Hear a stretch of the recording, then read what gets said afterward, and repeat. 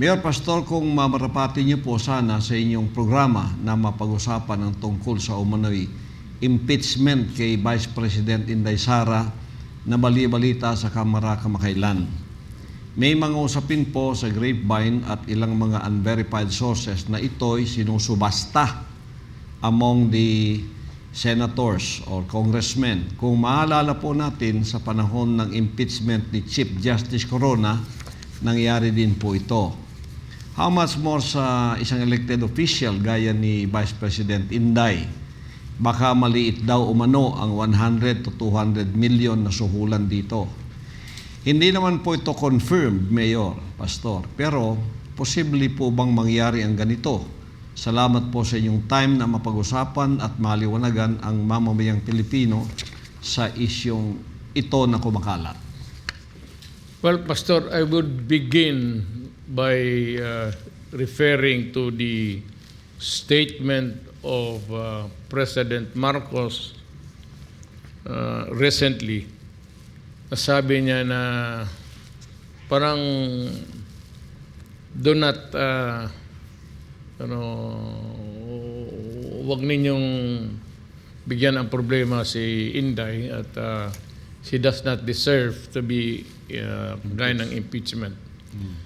Having said that, ganito yan, Pastor.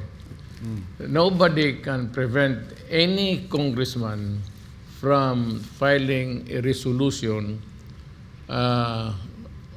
calling for the impeachment of the Vice President or Presidente. Sila yung impeachable officers. Sila yung matanggal sa gobyerno by impeachment lang. So, walang makapigil ng isang miyembro ng Congress if he would so insist in filing a resolution maybe for the House to consider an impeachment proceeding against the Vice President. I think it's 2/3 or ganon. It's quite a bit faulty na ang memory ko, Pastor. But ang House ang mag-initiate ng impeachment proceedings.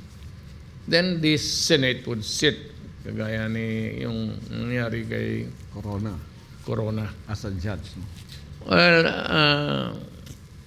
I don't know, but tingin ko wala namang iba, it's all politics.